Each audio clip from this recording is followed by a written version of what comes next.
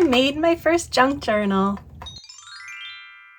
Hi there, I'm Jane from Sustain My Craft Habit, and I must admit that until recently I didn't quite get junk journaling. I'd seen videos and pictures of people making these beautiful works of art, but I didn't quite understand the purpose of them. So today I'm really excited to share with you my first junk journal. In this video, you'll see how I was able to go from this to this beautiful, beautiful book and share with you some of the tips and techniques that I use to craft my very first one. So what is a junk journal? Now, I'm no expert, but my understanding is that it really is what it sounds like. Using things that maybe were junk around your home and creating notebooks or journals with them. This really started about a month ago as I was spring cleaning or New Year's cleaning my home office and going through all the mail that had kind of accumulated and basically collected a whole stack of empty envelopes. But it just seemed like such a shame to simply recycle these or throw them away. And that's where I was thinking, well, they're just the perfect shape that we could probably make a journal with them or do something with them. And then that started me down the rabbit hole of junk journaling. And what I quickly realized that this is just another way to use the same techniques that I love to use already. Decoupage, stamping, upcycling. These are all things that you see me do here on Sustain My Craft Habit all the time. And now we can just apply those techniques to a different type of craft to make a different form of art. So one of the techniques that I used to make my junk journal was coffee dyeing some of the envelopes so that they'd have that aged, distressed look. And I do have a whole blog post at sustainmycrafthabit.com for how to do this, but it's so easy. You basically put your envelopes in a container, pour your leftover cold coffee from the morning in there, let them sit for a little bit, take them out and let them dry. I air dried mine a bit and then just stuck them in my toaster oven so that they could dry up really quickly. And then you get this beautiful yellow sepia toned envelope that you can use in your crafting. And journal makers, junk journalers use all sorts of different natural dyes with regular copy paper to give them that vintage look, avocado pits to teas to coffee to dye. So cool and creative and so many possibilities. Once my coffee stained paper dried, the envelopes were pretty wrinkly.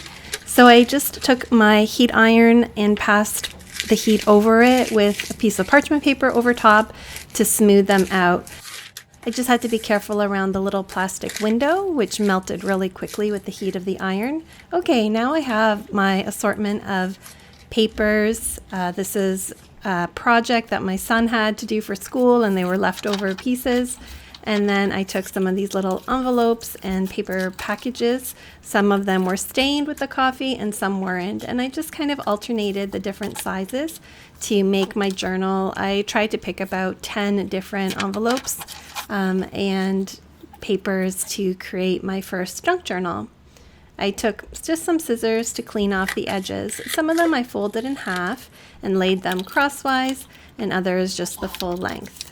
From what I had seen, it's really important to have lots of little pockets and nooks and crannies in order to stuff other things into in your junk journal.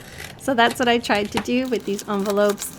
I kept some of them closed, and in this one I actually created another slit to be able to tuck in something else. Now, this craft has evolved over time, and now you can see all sorts of different crafting products that have been created specifically to support the junk journal artist. But I'm going with the very simple, using what I have, and that's really one of the things that I love about this craft medium. Once I'd selected the pages that are going to go into my journal, it was time to start dressing them up. My goal here, I just wanted to kind of cover the print that was already on there, and I started with decoupaging some bits of leftover napkins that I had from previous projects. These little birds are one of my favorite napkins that I have. I think I found these at Dollar Tree or Dollarama here in Canada, and I just decoupaged that on there. I had little bits of leftover tissue papers from past projects, so I just pieced them together to cover other parts of the envelope, and then tucked in some of the printed papers to peek through the little window. I used my white chalky paint to sort of white out other areas of the printing on the envelopes so that when I decoupaged over that they wouldn't be so visible. This is my bin of leftover napkins. You can see over the years how many different types of napkins I have in here, and I don't know, I never think to go back in there. The nature of the crafts that I do here at Sustain My Craft Habit and Upcycling, I tend to use a napkin only once or twice, and so it's nice now to be able to actually tap into or go into this bin to mix and match different designs and prints. Obviously we're going into spring right now, so I was looking for floral napkins, those with flowers and other bright pretty colors. To decoupage that on there, I just used my iron-on method, which I love to do. I painted a coat of Mod Podge and then dried that completely. Once that was dry, I placed the napkin over top or the tissue paper over top, and then ironed it on with a bit of parchment paper underneath. I get asked if the parchment paper leaves a waxy coating on the tissue, and it doesn't, because parchment paper doesn't have wax on it. There is a separate thing called wax paper, so just when you're shopping for it, be sure to look for the one that says parchment and not wax, which is a completely different product. And I usually buy my parchment paper at the dollar store. They have it in the baking section. The more I started to get into this idea of junk journaling and rethinking the things that I already have at home, the sky really opened up in terms of inspiration. Being able to use equipment that I already have, like my Cricut machine, all my stamping supplies, even my laser cutter, like you could employ all these things to make beautiful journals. What I didn't really get before is like, why do people use these? I mean, how many journals can you possibly need to write in? I know I don't journal that often, but if anything, I got from a friend ages ago a 1 line a day journal. So really, like, one journal is good for me for a whole year. But the fascinating part and what really enthralls me about the junk journals is that they really are like creating a work of art. So just like I would upcycle something to create a piece of decor for my wall or a shelf or a Dollar Tree DIY that we make, these works of art, these little junk journals, can sit on your shelf and be perused through and look back. I already look through mine because it's so satisfying to see all the different pages, the techniques, and the little bits and scraps of things that otherwise I would have thrown away, but to be able to incorporate them and put them together in a really freely creative way. After this first round of dressing up the individual envelopes and pages, it was time to put them all together. So I arranged them one by one and then measured evenly along the spine to be able to bind them. I'm going to use something that I learned called the Japanese poke stitch to do this binding. And basically you poke a hole and then several more along the sides and sew all these pages together. I'll leave a link for a great tutorial on this below, but I'm just doing this for the very first time, and if I can do it, you can do it as well. The hardest part was poking all the holes through all the sheets of paper. I used a little hammer and awl that I had in my workshop.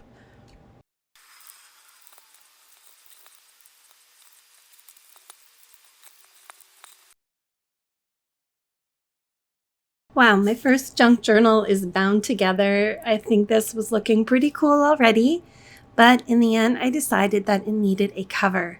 So I took I think it was a cereal box, or I don't know, a box from my recycle bin, and cut it to size, made a little spine for it, and then I covered that with some decoupaged scrapbook papers.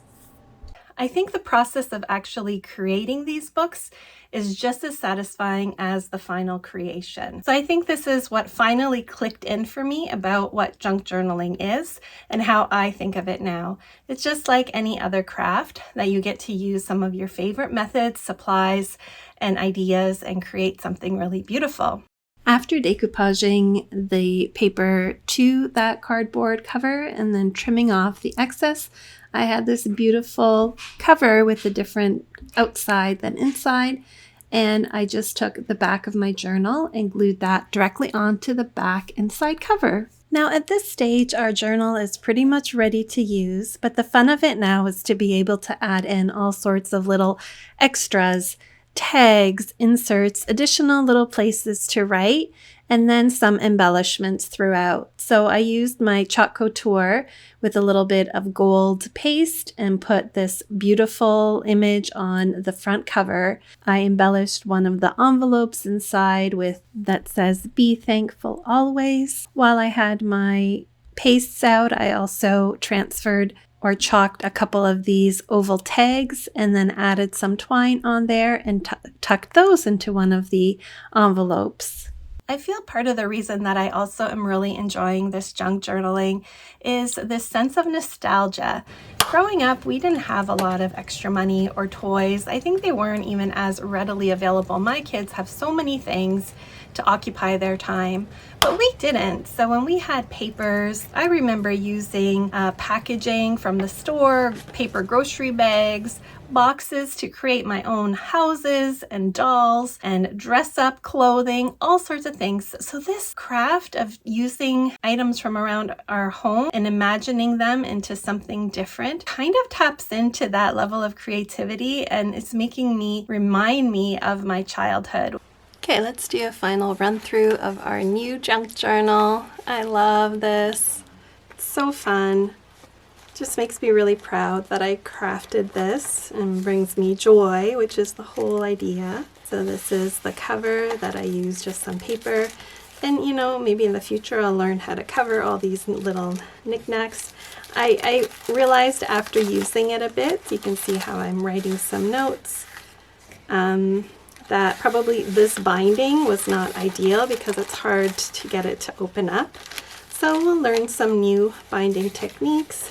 Just writing little different bits and pieces, ideas, thoughts that come throughout the day, things that my kiddos say to me that bring me joy, and I've tucked those in there. What's in here? I added, just a little ornament that I got at Christmas that I didn't quite want to throw away. I thought it was lovely, so I tucked that in there. This is that stamp. I love this page and the texture of this little bit of ribbon on there. Again, a note I wrote for myself. Do the hard things today. Found this in a magazine. I found some of my pressed flowers, so this glued on here just with some school glue, and so pretty. Now I did add the distressing ink, the antiquing ink all around these edges, which I really feel like added an extra touch to this. I found this in a pamphlet that came to the door, and this is some place that I would love to go back to visit. I was there for my honeymoon over 20 years ago. We were only there a couple nights, and it's just some place that I'd love to go back to. Pasta and seafood are my favorite foods of all time, so maybe someday we'll get to go back. I need something to put in there, maybe a few photos. And this is the little note that my little one wrote for me, so to have a spot for that in there makes me smile. Sonia designed these stickers, so I put one on there. Just very inspirational. Wrote myself a note, some memory from the kids. I have not yet filled this one in, so I have some time still. I'm thinking maybe I'll just use this as my February journal, February 2025 journal, and see if I can craft a new one each month. So there's just enough space here to still write some more things and add some more little bits and pieces. But that is our first junk journal. Am I going to make another junk journal? Absolutely. I've already started working on the next one, and really the trick is I've committed to not buying more stuff. It's so tempting because there are so many beautiful things like the ephemera, which is all the little stickers and extras that you can get. I did treat myself to one thing that I've used in this video and I've mentioned already, and that's this ink pad and some brushes, which I think I can use for other crafts as well. But I'm really trying to stick with using up what I have in my craft space rather than buying more supplies. And I think the challenge should be if I can make like 10 junk journals, then I'm allowed to buy something new. What do you think? Let me know your thoughts on this philosophy. So I hope you found some inspiration in this video, and maybe it sparked a little interest in junk journaling. You can keep it really simple simple, just with a 5-page little journal, or make a really big one, or do some research. I hope that I'm going to be able to bring you a few more ideas in the coming months. So if you're enjoying this upcycling craft, then be sure to like and subscribe, and we'll see you again soon. Thanks for watching. Bye.